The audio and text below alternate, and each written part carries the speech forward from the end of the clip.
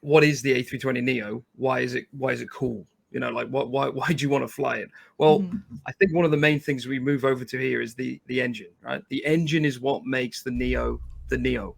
If it's not there, it's currently called the CEO, so current engine option. Neo is new engine option, and that's what we have here.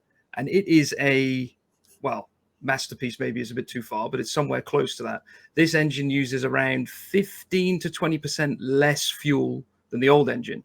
Now that sounds pretty good, right? You think, well, it's a good saving, but that actually gives you 15 to 20% more range. So that's really good. You know, that is why so many airlines want these engines fitted to their aircraft. But you can also see here, it is really rather large for the size of this aircraft compared to the old. And the blade sort of design. So if I come in quite close to the engine now here, you can see it's very, very modern. It's almost totally different design to the older style engines. It's actually, if you already know it, the 777 used to use an engine called the GE90, still fitted now. This is actually a miniaturized version of that with a lot of different technology going on. And that's where this kind of extra gains come from. It's got 50% less noise, roughly, and around about 50% less NOx emissions, these are numbers that are multiple generations worth of sort of leaping ahead. And that's why this aircraft is the most popular aircraft in the world. It's got around about 12,000 A320s are flying, and there's around 3,200 Neos in service today. So I think I'll come on and show you some of the extra details that we have here as well. So you can see if we come right up close to the aircraft, a lot of this text as well is very legible because we've taken this from decals. So you can actually go right up close to it and you can actually see a huge amount of detail on the walk around. Your head height is roughly around about here if you want to kind of copy that when you do a walk around. And you're looking for these kind of main areas here and the avionics inlet outlet on that side. But I'm just going to jump back into the cockpit now shortly. I've already got the aircraft set up, so we're ready to go. And we'll do a quick engine start. So going around the flight deck as well, you can see that there's really good level of detail here. If we bring it really quite close, you can kind of see there's almost no loss of quality when we get right up close to it. And from a functionality standpoint, pretty much everything on this overhead is clickable. So, you know, I can click here, turn the ADRs off. Everything should operate as you would expect. So I'm just going to put the APU bleed on. And I'm just going to put one of the packs on. And you'll actually hear a slight change in the audio in the flight deck. So let's start the engine.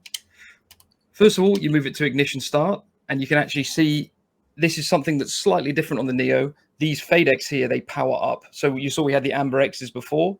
And now they've powered up. So we can actually see the information before we started. We're good to go. So let's start engine number 1. Now, this is quite a different start process to make sure I actually done. Yeah, there we go. This is actually quite a different start process to the conventional aircraft. So you can see it starts spinning up. Everything is hotter.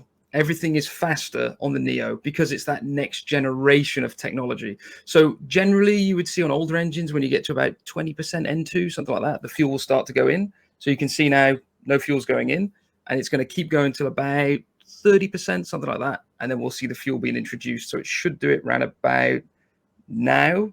And there you go. You can hear the light off in the background and our temperature is rising.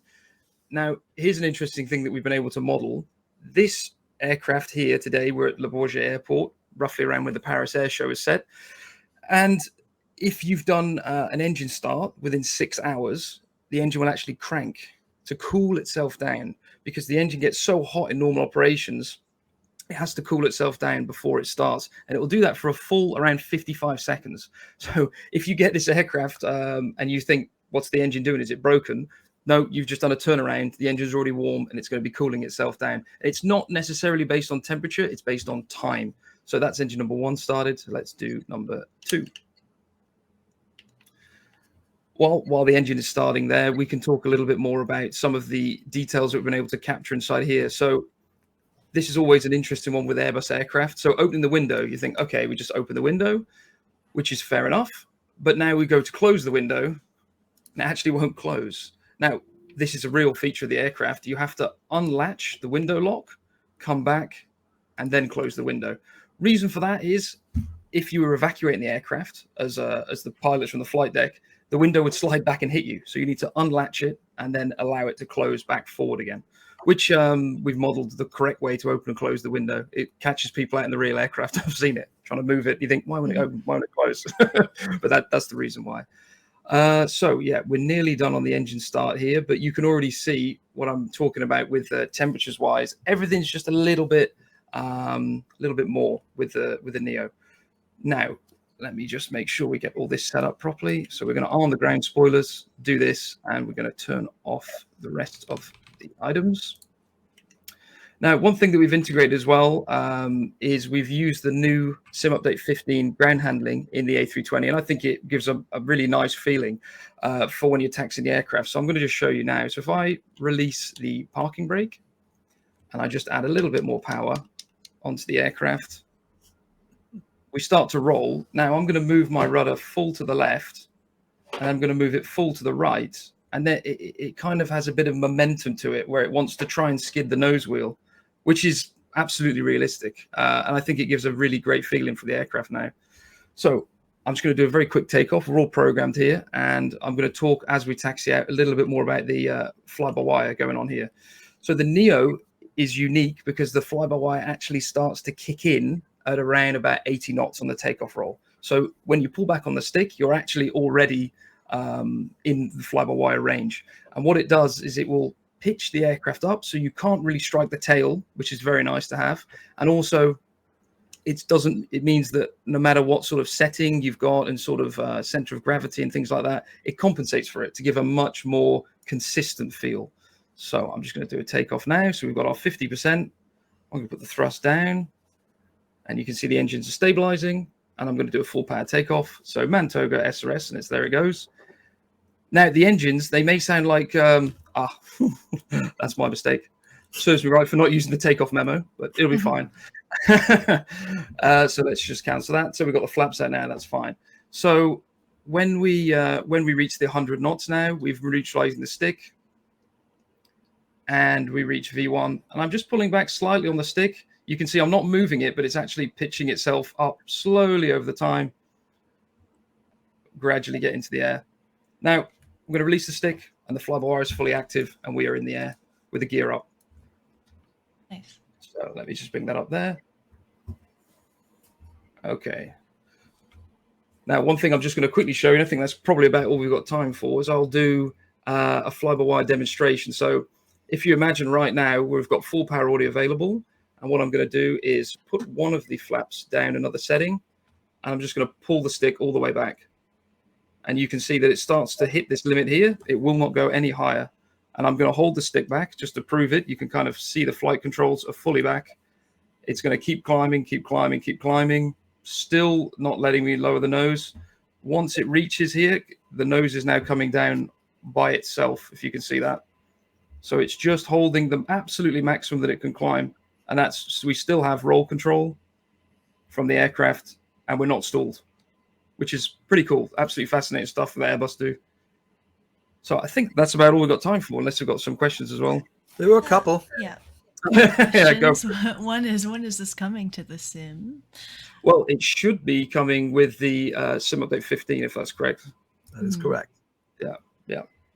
Remember we said it's going to take a few months because it was not stable enough. And then obviously Asobo did stuff on WASM, et cetera, iniBuilds did a bunch more work. Now we have it. Yay. Yeah. And it should be, I mean, it's an absolutely fantastic plane to fly. It's, as you can see, I'm not even holding the stick now. It just flies itself. That's awesome. Same question. Does it have radial in function when using DIR now? That one, not quite yet, but something that we will add. It's more of a little bit more of a complex function, because if you just add in the functionality to extend the center line, which is what people were asking for, you're only doing about half the system. So we want to do that properly, fully, so you can actually navigate using it, but it will come. Mm-hmm. And can you remind, there's a question about, is this going to be default? It is. Next to the other. I mean, so if you dial back in 2020, we had 3 airliners, right? 747, 787, and the Neo. And obviously, Asobo made all those. Then Working Title improved the 2 Boeings with what we call aircraft and avionics updates. And then I asked iniBuilds, hey, can you improve the Neo? And instead of improving it, they just built a new one. So they're actually going to sit right next to each other in the sim coming up, and you can pick which one you like better. I'm actually very curious to see how many people will go switch over to this one versus stay with the existing one. We'll see. Yeah. And someone asked, will there still be a beta for this plane, or will it just release with Sim Update 15?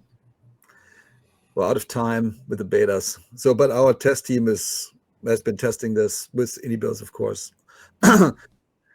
That's why I said maybe on the 26th a little bit. Like, so we might need 2 more days. So there's a chance, we don't know. But like, it looked pretty positive. I just talked to our lead aircraft tester right before this, and he was saying the one thing they were looking at was likely a user error. So we might sign off today.